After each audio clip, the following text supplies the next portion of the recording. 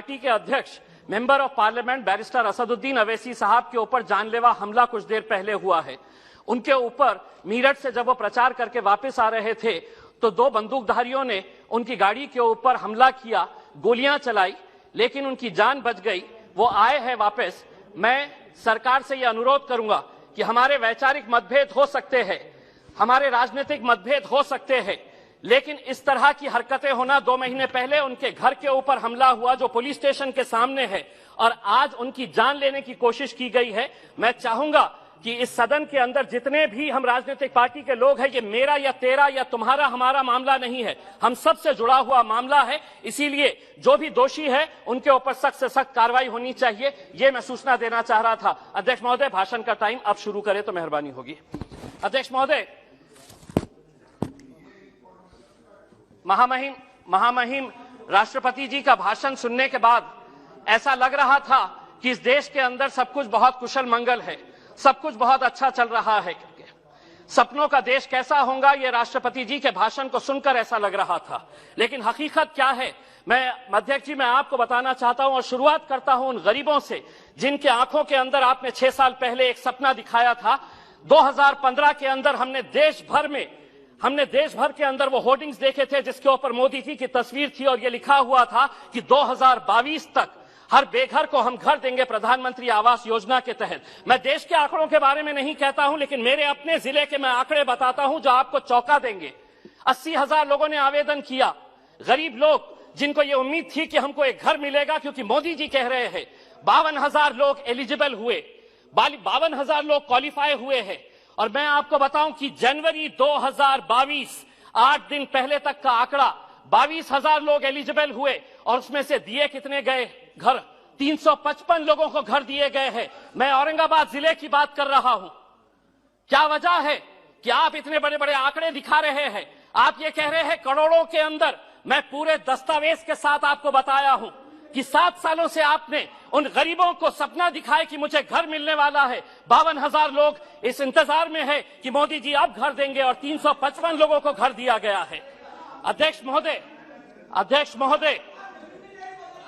महोदय, हम बहुत सारे सांसदों ने किसानों के बारे में बात कही है।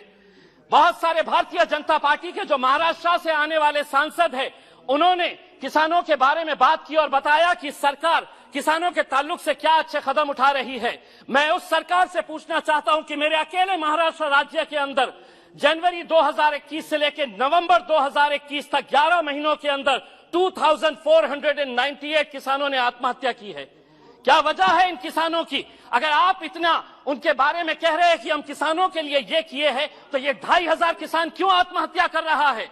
अध्यक्ष महोदय, ये small micro financing companies, private companies, banks loan नहीं दे रही, किसान उन प्राइवेट कंपनीज के पास जा रहा है जिसका इंटरेस्ट रेट इतना ज्यादा हो जाता है, किसान की फसल बर्बाद हो जाती है, पैसा नहीं, और जब वो वसूल करने के लिए किसान के पास जाता है तब उसको ये पता चलता है कि मेरे पास तो कुछ नहीं, तो वो आत्महत्या कर लेता है। आज देश भर के अंदर डुप्लीकेट फर्टिलाइजर्स, पेस्टिसाइड्स का एक धड़ल्ले से कारोबार चल रहा है, उसके ऊपर रोक लगाने की जरूरत है। सुनिए आप, मैं हकीकत बता रहा हूं, आपको आईना दिखा रहा हूं। अध्यक्ष महोदय, कड़वा सच सुनने की आदत डालिए। हकीकत का आईना दिखा रहा हूं और आंकड़ों के साथ दिखा रहा हूं मैं। बेरोजगारी के बारे में आपने कहा कि 60 लाख लोगों को आप रोजगार देंगे।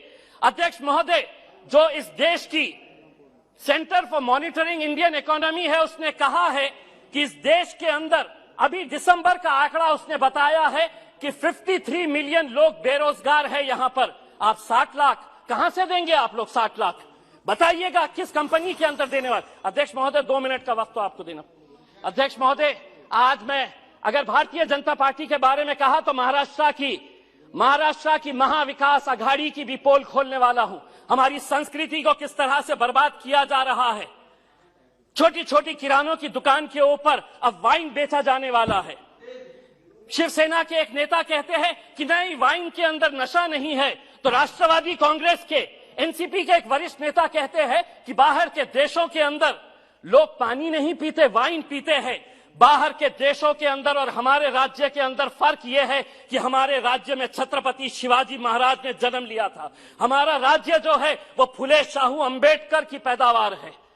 वहां पे आप बच्चों के हाथ में वाइन की बोतल दे रहे, कल वही वाइन की बोतल हटेगी तो बियर की बोतल पकड़ेगा, बियर के बाद वो विस्की पकड़ेगा।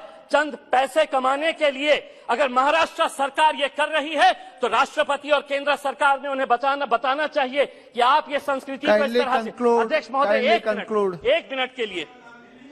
अध्यक्ष महोदय रेलवे के ताल्लुक से भी हम आपको कहना चाहते हैं कि रेलवे के बजट के अंदर हर वक्त मराठवाड़ा के साथ जो एक पिछड़ा इलाका है, क्यों ये नाइंसाफी की जाती है? हर वक्त अधिकारी ये कहते हैं कि नहीं, इस क्षेत्र के अंदर आरओआर क्या मिलेगा, रेट ऑफ रिटर्न क्या मिलेगा। अगर इसी तरह पिछड़े इलाकों को देखने का नजरिया अधिकारियों का रहेगा तो रेलवे तो आगे निकल जा रही, हम बहुत पीछे रह जा रहे हैं। 70 सालों से हम इंतजार कर रहे हैं। बहुत बहुत धन्यवाद। आखिरी बहुत धन्यवाद। 30 सेकंड में अध्यक्ष महोदय राष्ट्रपति जी ने अपने भाषण के अंदर इस सदी के सबसे महान शख्स डॉक्टर भीमराव अंबेडकर जी को कोट किया है और उन्होंने बताया है कि हमारी सरकार का मोटो है कि जो बाबा साहब अंबेडकर ने बताया था कि हमारी सरकार किन मूल्यों के ऊपर चलती है, तो लिबर्टी, इक्वालिटी और फ्रेटर्निटी, इन मुद्दों के ऊपर दूर दूर तक आपका इन शब्दों से कोई लेना देना नहीं है। अगर ऐसा तो यकीन मानिए कर्नाटक की उन बच्चियों को आप बाहर नहीं निकालते जो अपने सर के ऊपर हिजाब लगाकर 10 सेकंड अपने सर के ऊपर अपना चेहरा हिजाब से। मैं ये पूछना चाहूंगा, हमारी ये जो राजस्थान की बहनें बैठती है वो भी उनके सर को ढकती है, इसका मतलब ये नहीं है कि वो कोई जुर्म कर रही है। मेरे हिसाब से हम सरकार से यही अनुरोध करेंगे, इस देश की फ्रेटर्निटी, इक्वालिटी, ब्रदरहुड और भाईचारे को जिंदा रखिए साहब। धन्यवाद।